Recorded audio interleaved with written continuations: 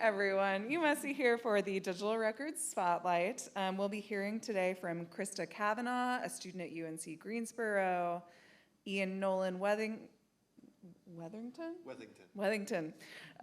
another student at UNC Greensboro, and Randall Bowman, archivist and assistant librarian at Elon University, about their digital records snafus and projects. Go ahead. Also, please hold your questions to the end, and we will take care of them then.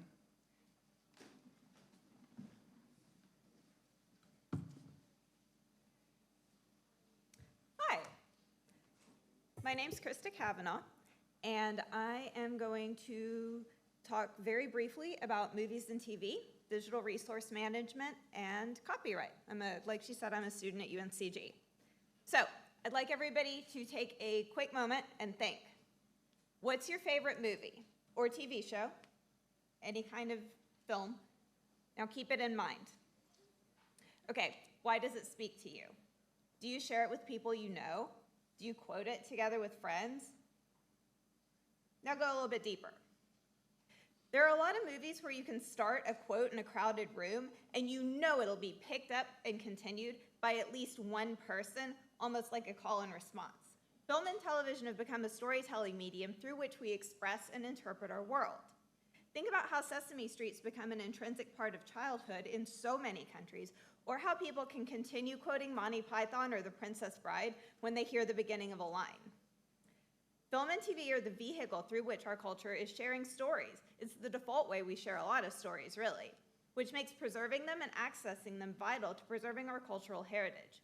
Since the default preservation method for film is digitization, anything that affects digital film in archives ultimately will affect all film in archives. So with that, let's talk a little bit about the Digital Millennium Copyright Act, its timeline, distributed ledger technology, how it works, how it has, some potential, and then we're going to circle back around to copyright. Because copyright exemptions are foundational for archival collection and access. So digital film and the DMCA, the Digital Millennium Copyright Act, function on an abbreviated and intersecting timeline.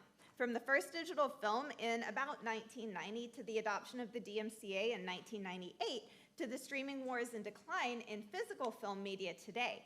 Everything I'm talking about has only happened over the past 35 years. The DMCA was passed in conjunction with a bunch of treaties that required the establishment of digital rights management technology and established a triennial rulemaking review for digital rights management.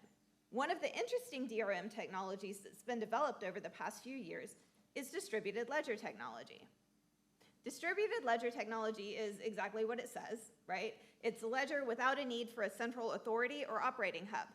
Any film or digital file can have a barcode assigned to it that tracks it through all its transactions over time.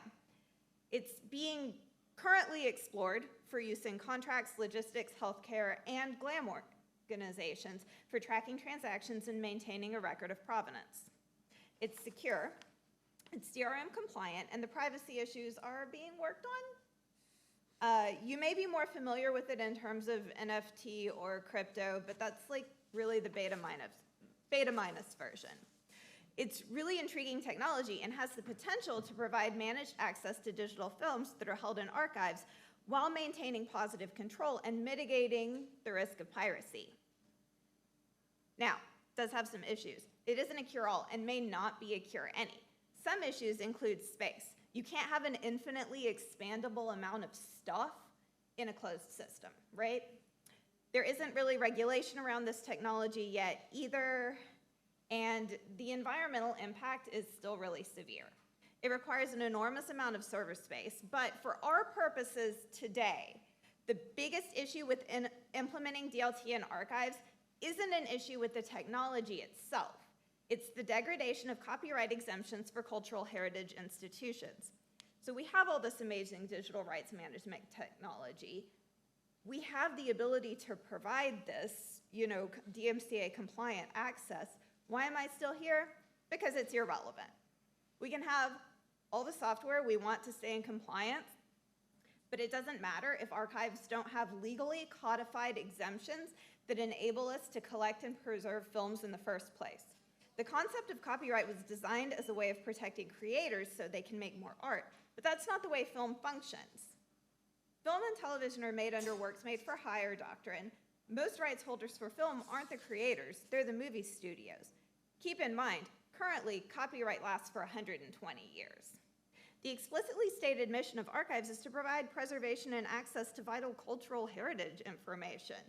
But the recent shift in interdisciplinary studies to incorporate a focus on modern media requires that scholars have access to that media to study and track trends across society.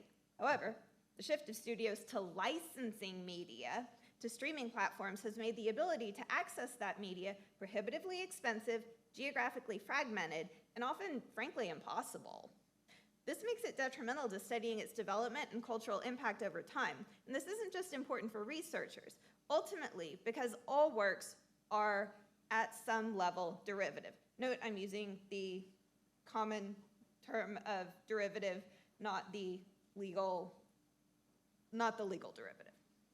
All right, archives can help fill this need and could continue to do so if it weren't for provisions under the DMCA that prohibit circumvention of digital rights management technologies and the unwillingness of studios to cooperate with non-studio archives.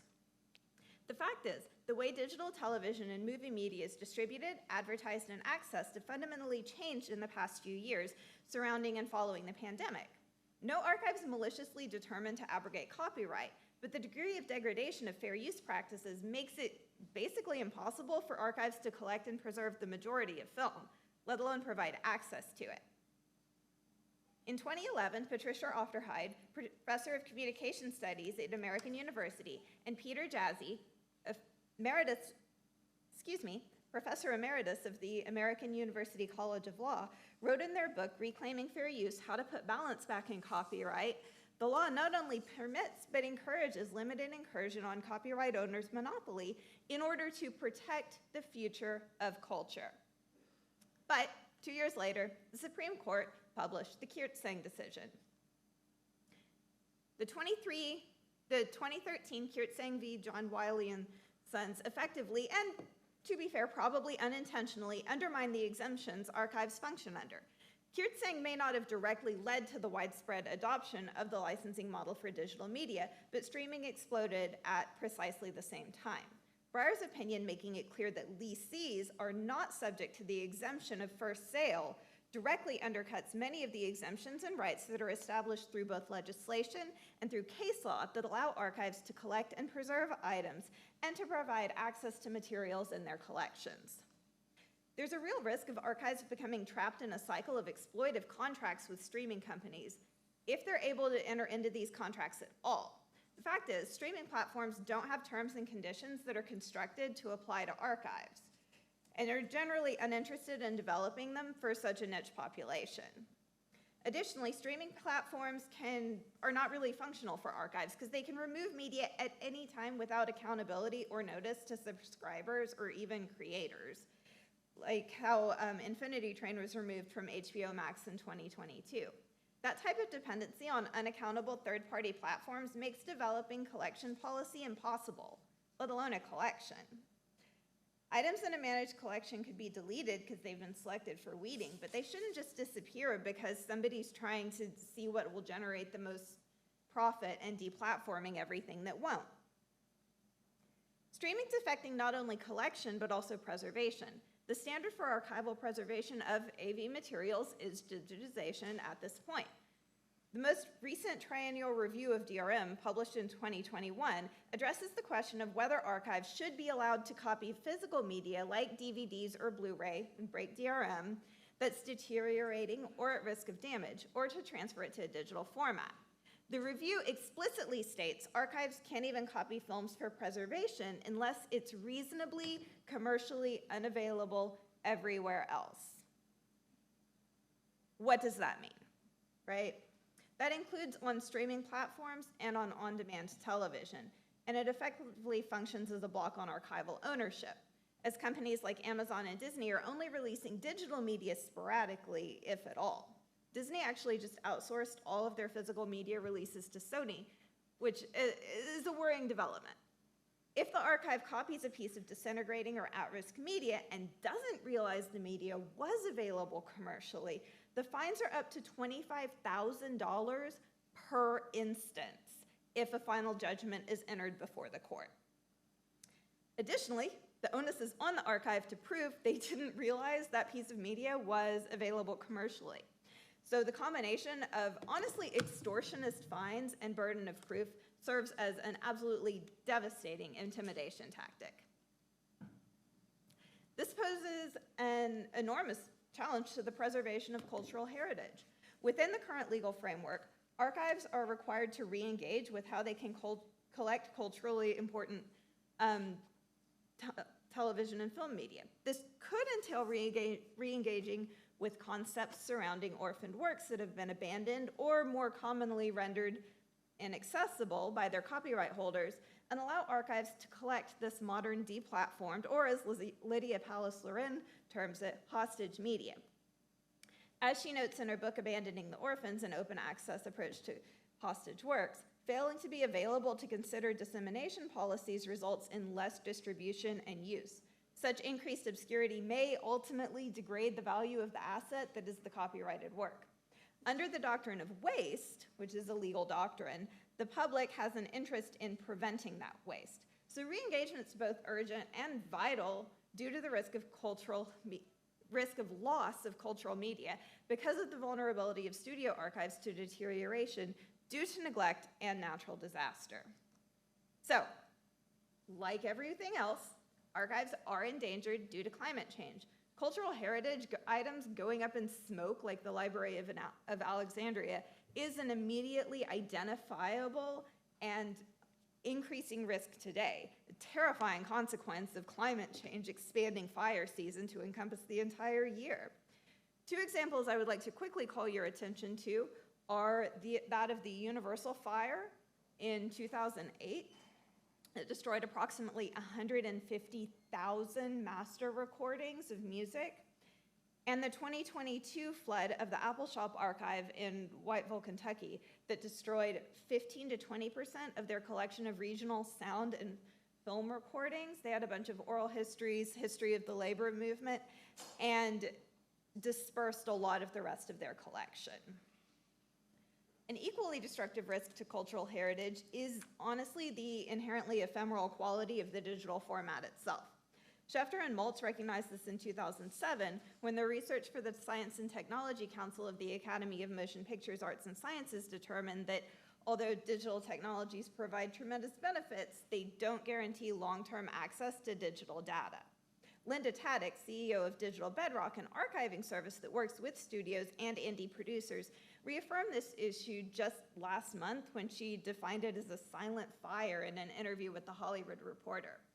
While the quiet, gradual deterioration of zeros and ones slipping into bit decay and unsupported formats does lack the nostalgic or cinematic drama of hard drives melting into a flaming puddle of goo, the destruction's no less definitive. Despite the complications placed on collecting by the prevailing distribution format, simply leaving digital-born television and film media in the hands of studio archives does put it at risk of destruction from budget cuts and climate change-driven disasters. The limited breadth of collecting this media by archives effectively undermines Locke's principles, which puts the media itself in further danger of degradation and decay through this natural disaster and neglect. It's become an increasingly important format across so many fields, including arts, humanities, and social sciences, yet access to television and film archives is highly restricted by a complex obstacle course of regulation and obfuscation.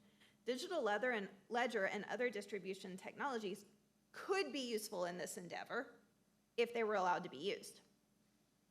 Leif Kramp refers to archivists in charge of studio archives as the Kafkaesque doorkeeper who denies the researcher access to the hidden treasures of media history. This opaque business model even extends to the location of studio archives. Apart from the pre-1969 films that were donated to the USC's Department of Cinematic Arts, the Warner Brothers and Disney Archive have no listed location, though we know they're in Southern California. It makes it almost impossible to assess the archive's risk from climate disaster, though there are vanishingly few places, especially in Southern California, that aren't affected by climate change. And the work's so important, right? It's so important. All art's derivative. Tolkien, for example, derived inspiration for The Lord of the Rings from multiple sources, as varied as his studies of old Finnish epics and his experiences in trench warfare in World War I.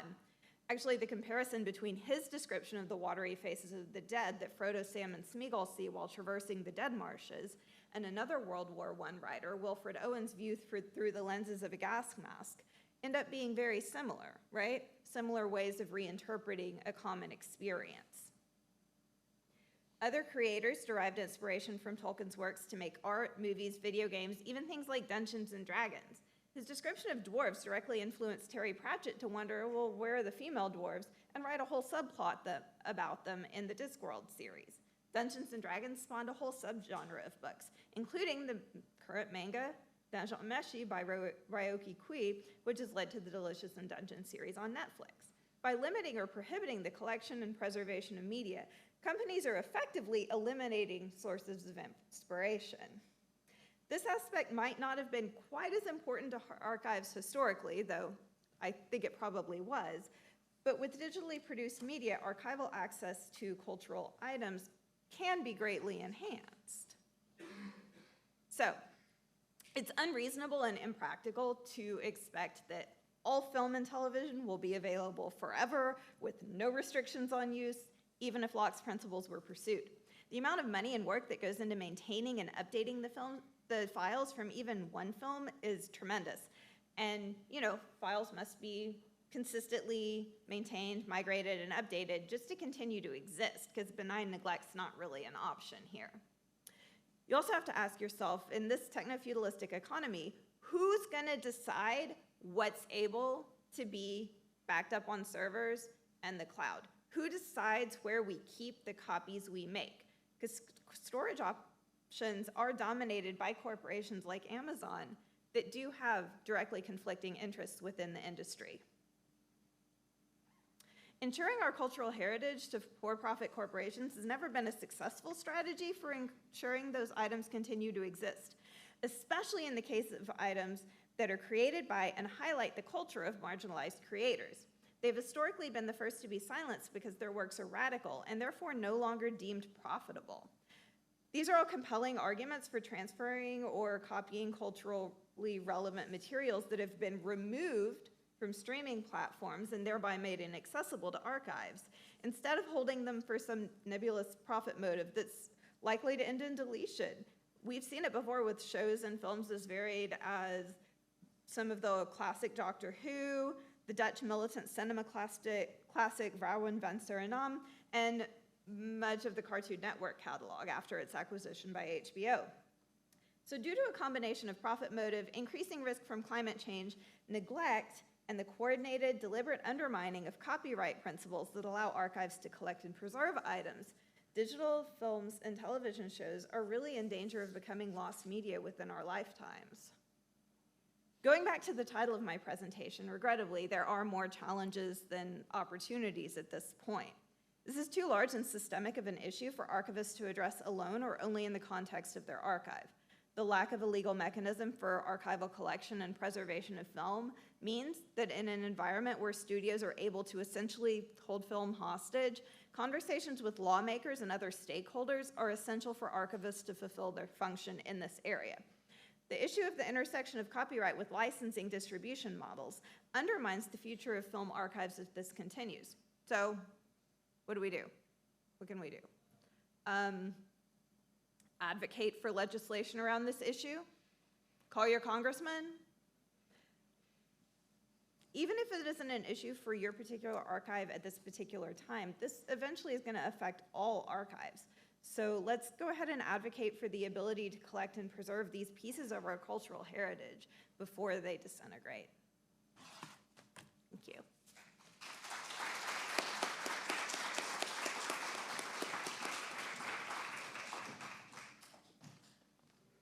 Oh, I'm sorry.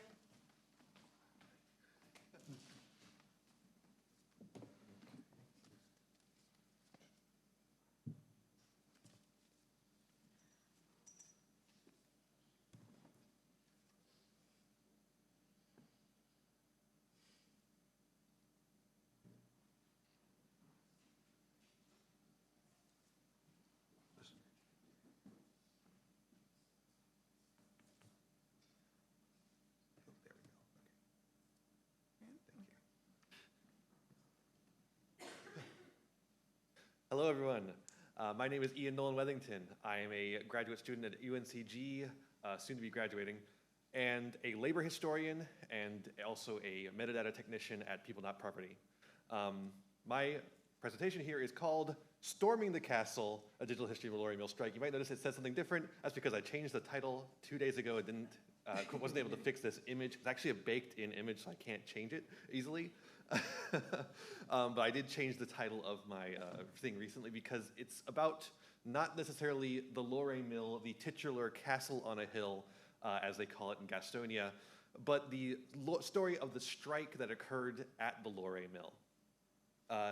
This is a story of a union in Gastonia, North Carolina, a story of a communist union in Gastonia, North Carolina, many of which would not know about because we just don't have that memory.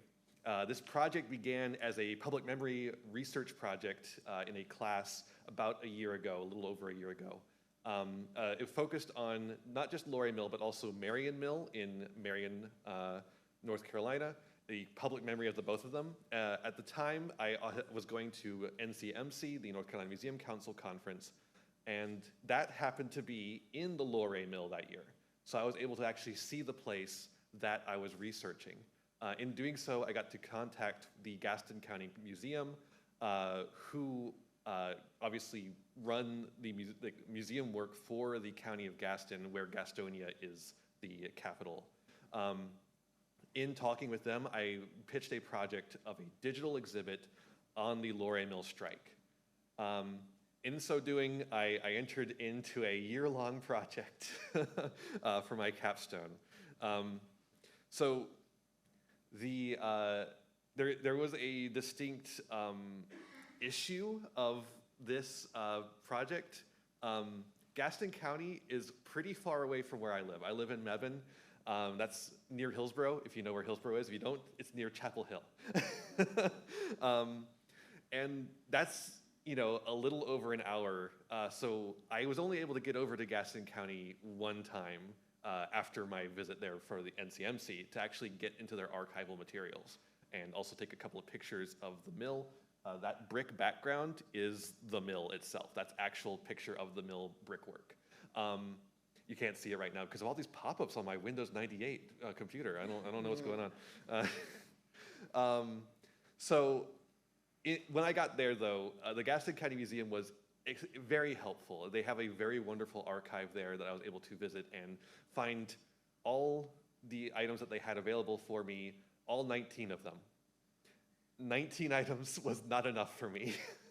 I knew I needed something a little bit more than that, but thanks to help from the UNCG Library, Special Collections, I was able to figure out that as of January of this year, every picture taken in Gastonia that year, 1929, of the strike, public domain.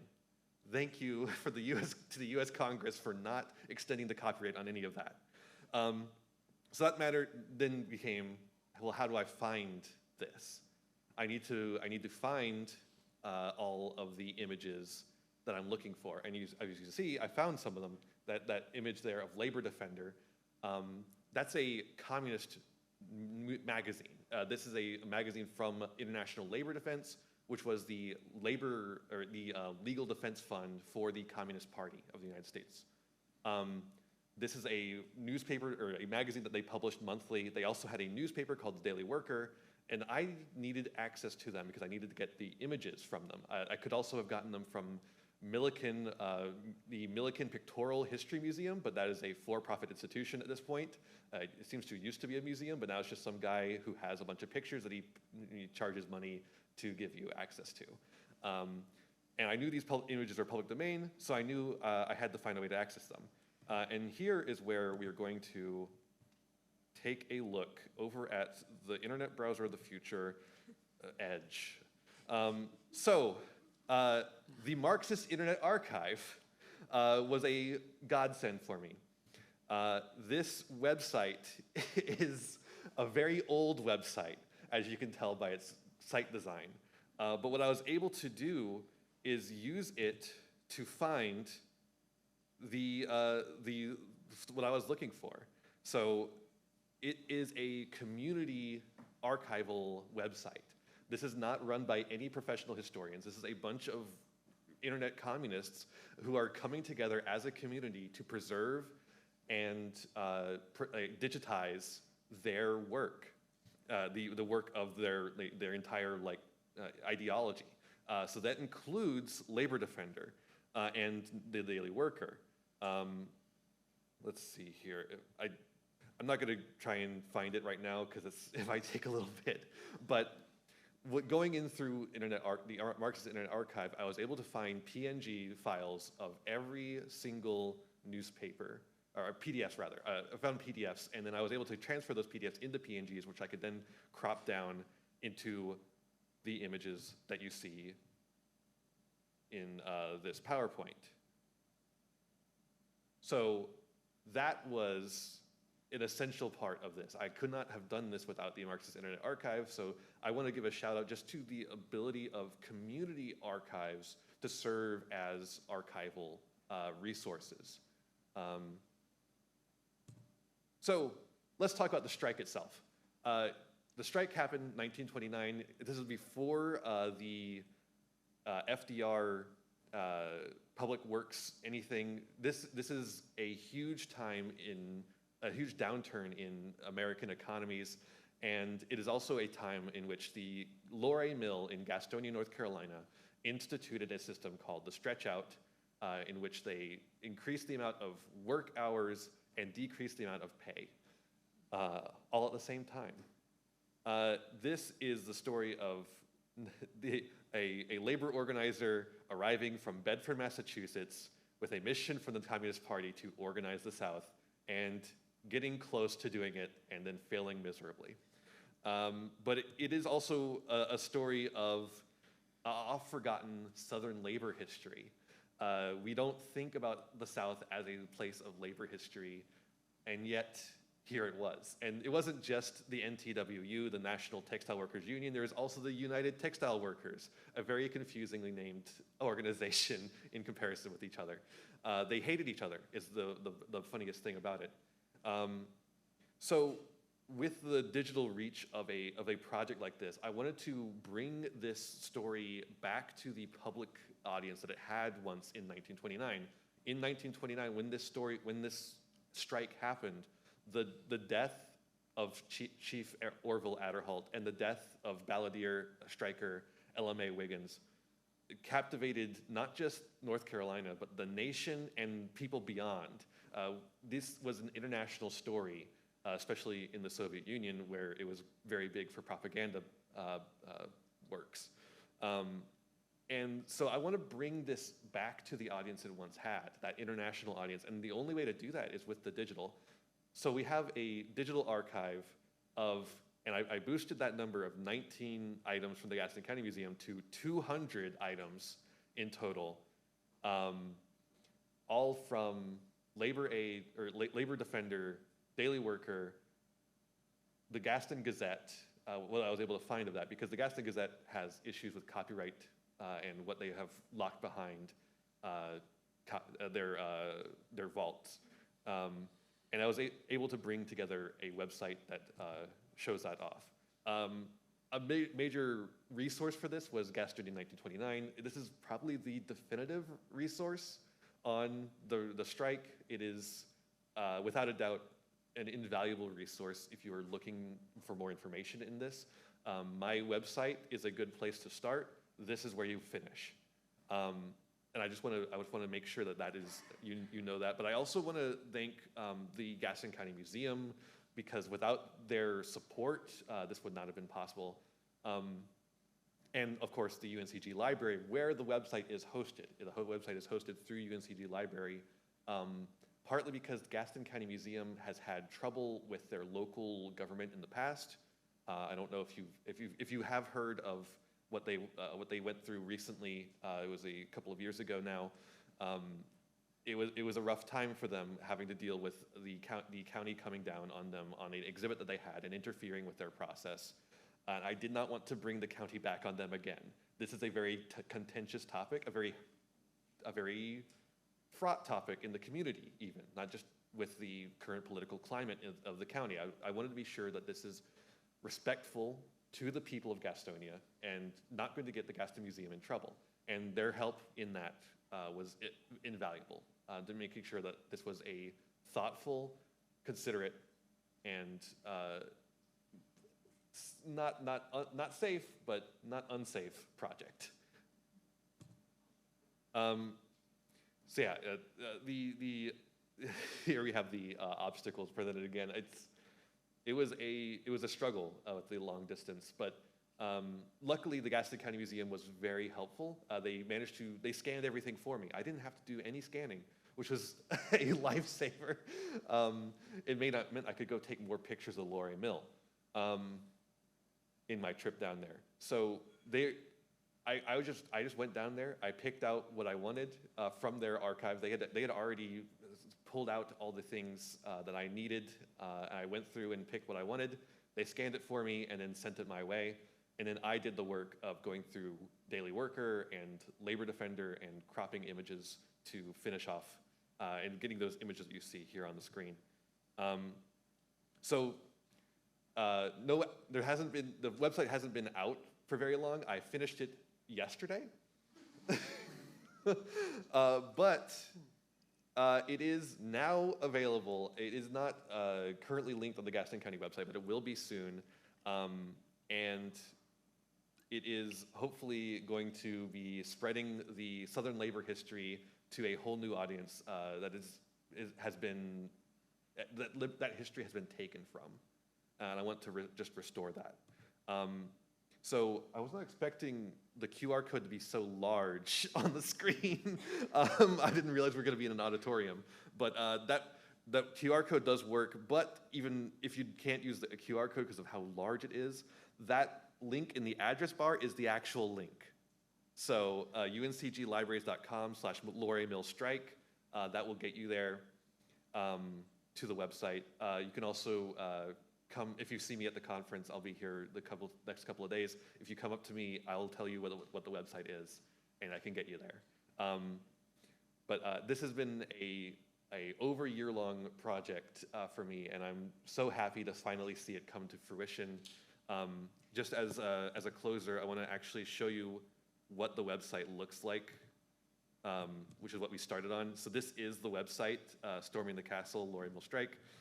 We have a timeline, and the timeline takes you through all the major events in the strike with nice little pictures. Everyone knows Night Labs, I'm pretty sure. We have a full-on exhibit, which sometimes switches places with the timeline. I don't know why. Omeka, it's a mystery to me. And this will give you a more detailed rundown of what happened over the course of the strike and the lawsuits afterwards.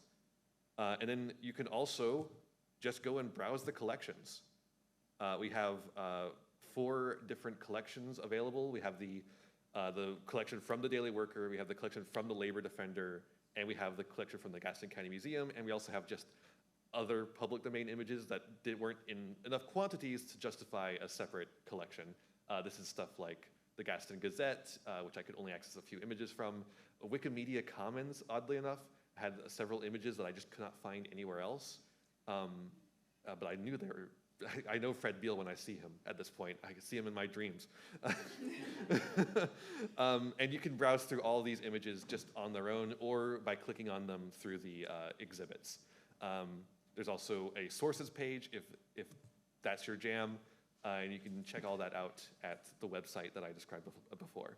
But yeah, thank you so much for listening, and I hope you visit the website.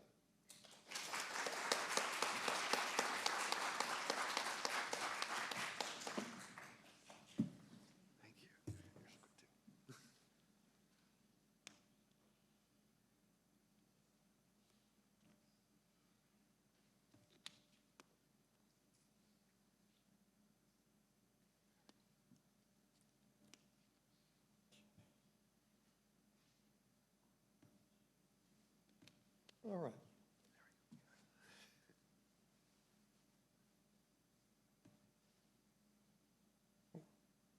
Oh, okay. Not the display I was expecting, so Hold on just one moment, please. Let me back out of this.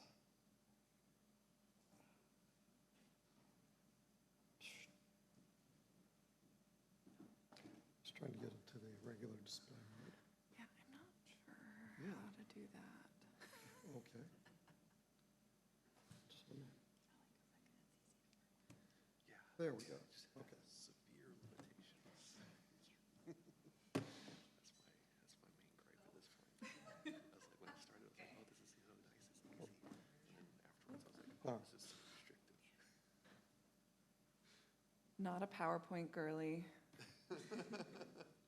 And it shows. Okay. Okay. All right. Hi, good morning.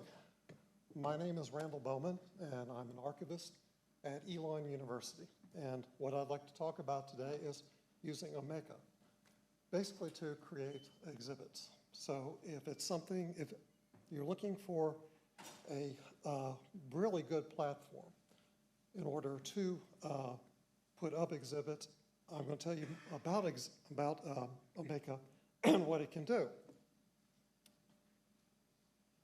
Oh my gosh. What did I just do? My apologies, folks. There it is. All right. If you're not familiar with Omeka, and I know this probably some of you are, it's a, excuse me. It's a digital collection management system from the Corporation for Digital Scholarship.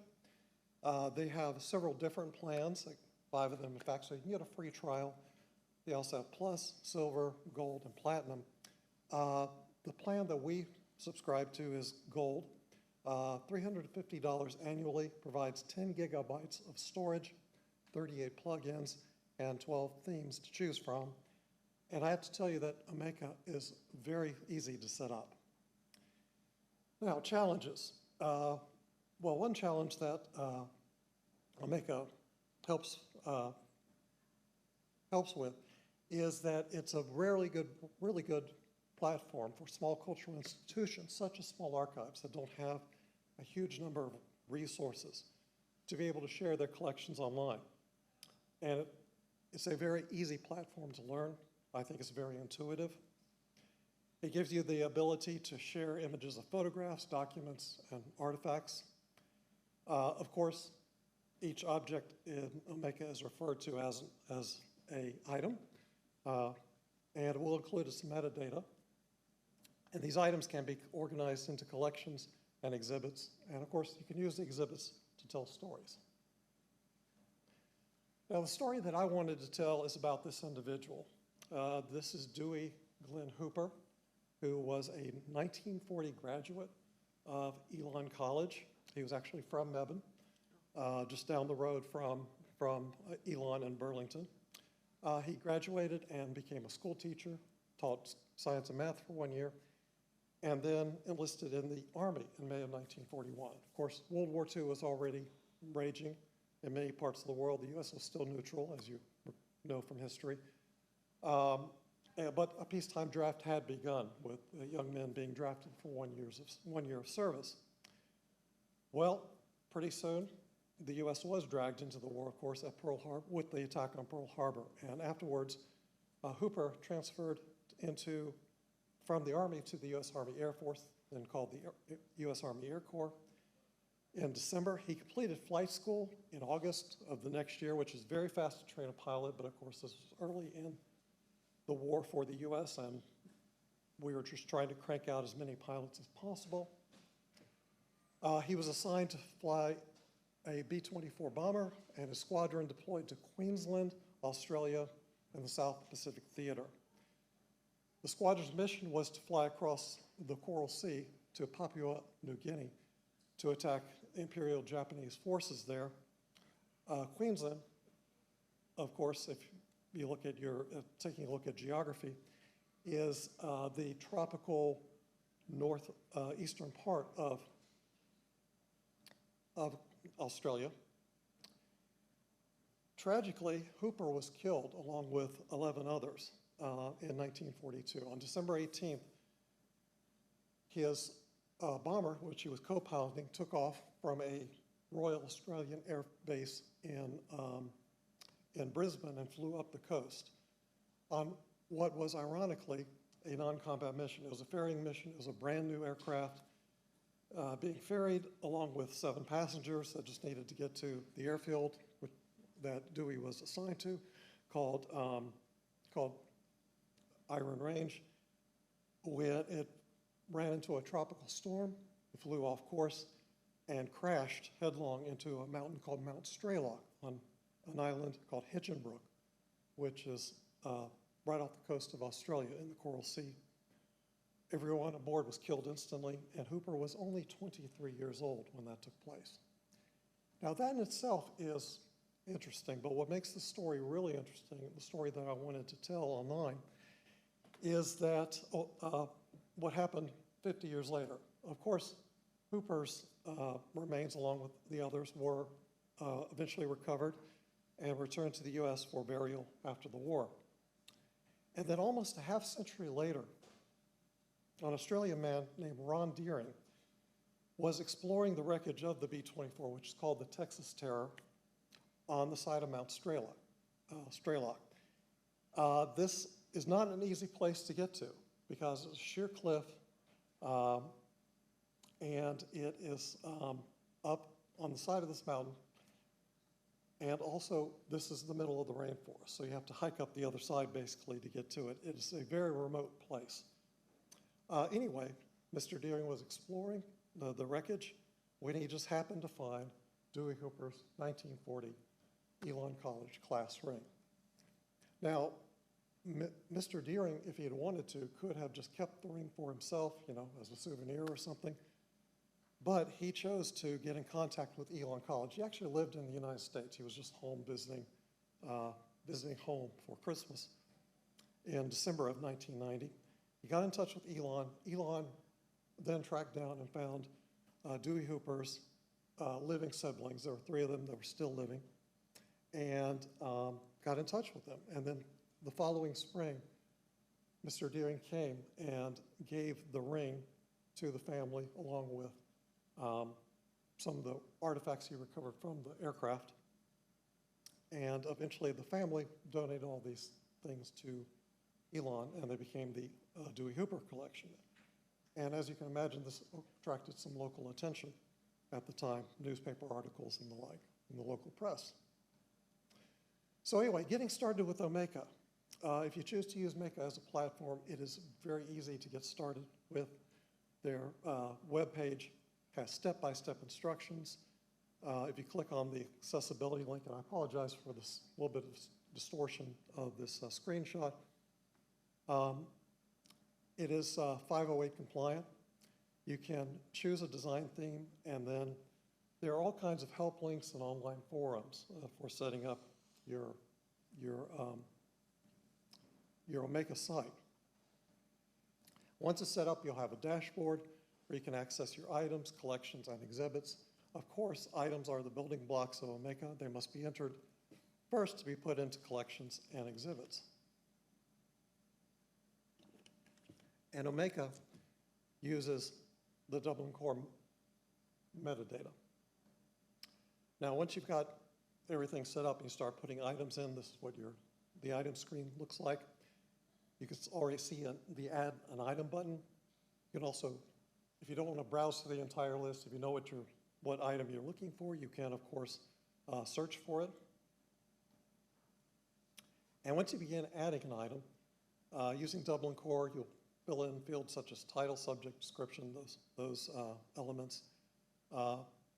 There are several tabs, and one of them is item type metadata. Of course, you have a drop-down menu in which you'll select the actual type of object it is.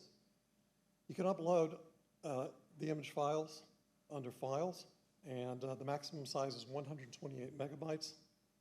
And then you can add tags. And of course, I tagged everything related to Dewey as Dewey Hooper.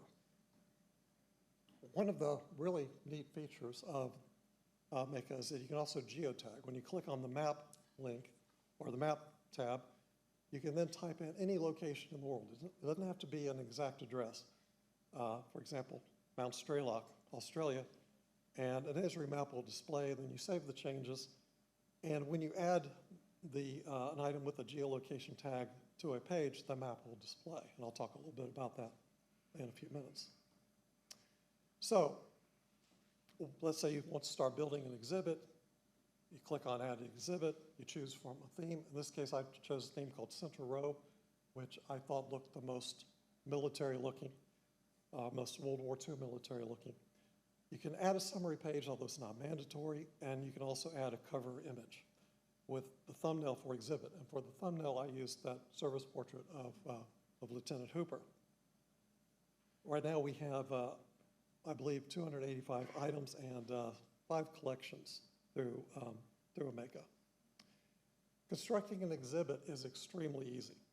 All you have to do is, of course, create the exhibit or add it. You put in your the metadata beginning with title, URL slug, description, tags, and theme. And there you see the checkbox. If you want to take the summary page off, you can. You can also add pages very easily and click and drag to change the order. So this is what the summary page for the exhibit looks like. And of course, it's very easy to find online by going to our website at Elon University or Googling it. And you see the summary, which is practically an abstract. And this project took about a year's worth of research, and I got it up online the Friday before Memorial Day 2022, which I was shooting for because, of course, that year was the 80th anniversary of Lieutenant Hooper's death. You can also see the navigation links off on the side to the left there. So navigation for the user is very easy in Omeka. When you add pages to exhibit, of course, you begin with the page title, link title, URL slug, and then you build the exhibit or the page with content blocks. You can see them there: file with text, gallery text, file, carousel, and geolocation map. So you can add as many blocks as you want to each page, and each block you choose the format. All of them you would add the object to, except for the text one. That's where if you just want to add a block of text. And this is what the very first page, the introduction page for the exhibit looks like. And of course, for this one, I used file with text. And there is a collage there that I'll talk about in just a second. But this has a more extensive description of the exhibit and the subject, as well as you can also see the navigation. There are navigation links at the bottom as well. Okay. Now, when somebody, let me flip back, if a user clicks on any image on any of the pages, they go directly to the item display. And the item display has the exact same metadata, of course, that's in the item when it was when you put it into Omeka. And you see the double and core elements there, and I didn't show the entire screen. But the viewer can click on that page or click on the image here, and you can see the download and zoom icons. You can also blow it up. One issue I ran into is whether to use JPEGs or TIFFs. I found that TIFFs don't display very well. So I switched to JPEGs, and not all the items, I haven't changed them out completely, but the JPEG will show here like this one. But TIFFs tend not to. You just get a blank screen. However, if a user scrolls farther down on the page, there's a download link for that particular item where they can still download an image if it's a TIFF. But I'm going to change it over to JPEGs, all of them to JPEGs. Okay, another challenge for this particular project, of course, was artifacts. In this case, artifacts are at the heart of this story. But of course, you could very easily scan photographs and documents, but what about artifacts? Obviously, you needed pictures. And so the solution was to get those photographs, and I was able to use the resources at Elon My boss at the time, Crystal Carpenter, who some of you may remember, unfortunately, Crystal, we hated to see her go, but she took another position. But she suggested at the time that I get University Communications to come over and a photographer to come over and take pictures. And a gentleman named Rob Brown did. He did a fantastic job, including creating that collage that I showed you earlier. And when he came over, a reporter from University Communications came over as well and interviewed me. And this became an article in the Elon University magazine, as well as on the Elon's news website. So that was some very good publicity for our archives. I got some kudos from our library director. This is one artifact picture, just one of several, and this is a handheld compass that Mr. Deering recovered from the crash site and brought home to the family. Obviously, he was limited in the amount of material he could bring on the plane to bring back to, or bring to the United States. So it was mostly small pieces. And there are pictures of them on the exhibit. One page, for example, has pictures of the wreckage that Mr. Deering took when he was exploring the wreckage. And those are, one page is a gallery of those items, of those pictures. Okay, putting maps into exhibits, I mentioned that you could geolocate using these items.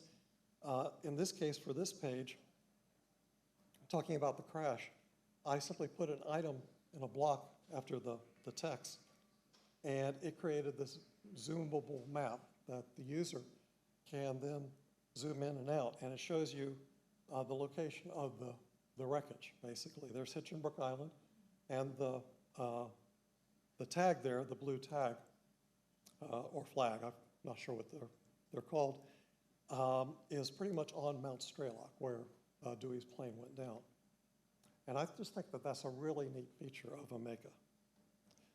Okay, so to summarize, Omeka.net is an easy-to-learn digital content management system, uses Dublin Core. The items are the building blocks of Omeka, and you can use it to build collections and exhibits. Thank you very much for your time.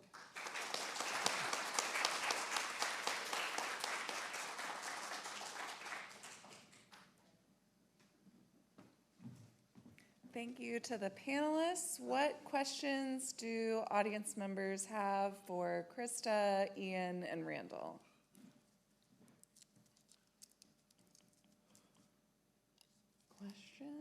Questions? Yes. I was curious about how you found that site for the Marxist people, unless you just stumbled upon it, and also, are there any survivors or people that remember about that site, that period?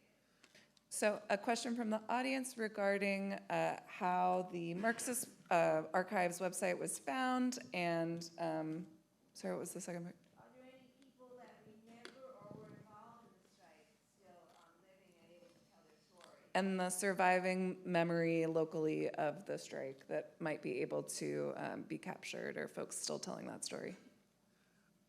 So as for how I found the website, I did just stumble upon it. I was looking for ways to find those labor defender and those daily worker images, and that was actually, they're in the Google results somehow. Like their website is old and it's volunteer run, but they're in the search results because they get lots of hits just by being one of the few repositories for Marxist archival materials.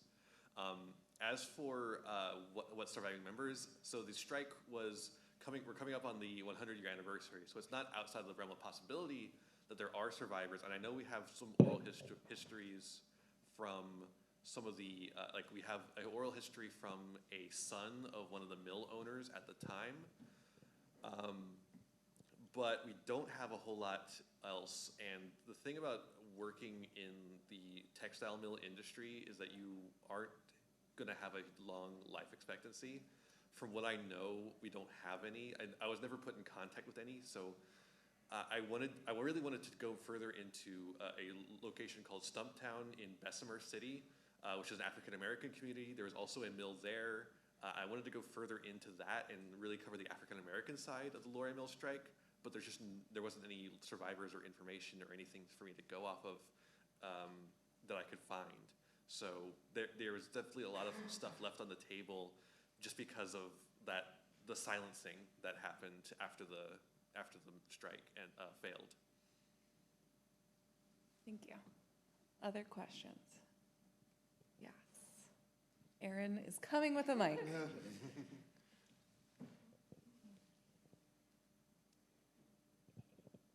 I have a quick question for Krista. So I'm very familiar with the troubles that digital media has with when it comes to preservation.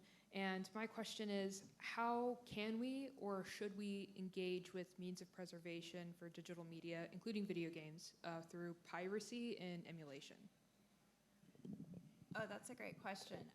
So one of the things that I came across when I was doing the research for this paper was that, regrettably, a lot of early film that we have, like the first Frankenstein film that exists, we have because somebody pirated that film.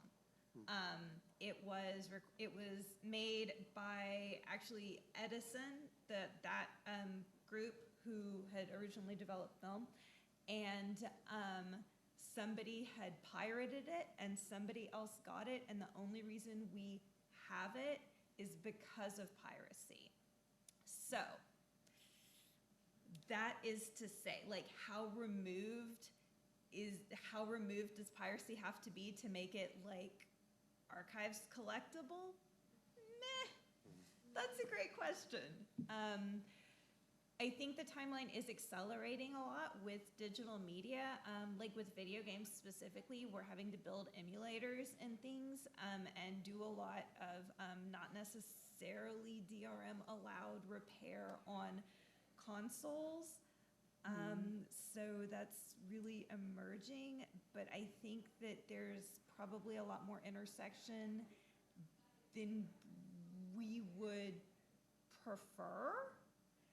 And I think that unless there is a rollback of the length of copyright, or there is a there is concerted legislation to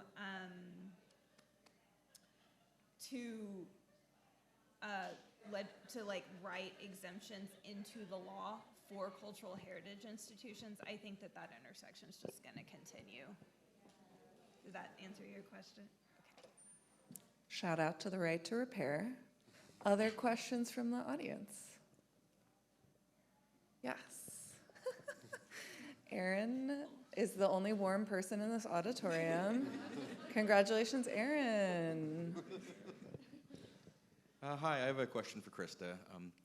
I was wondering what is being done, or is anything being done with media that changes or has changed over time? So like my first thought on it was during that kind of brief window when television shows might have had a lot of music licenses that didn't specifically have licenses for DVD or streaming. Kind of thinking that like late 80s, early 90s period.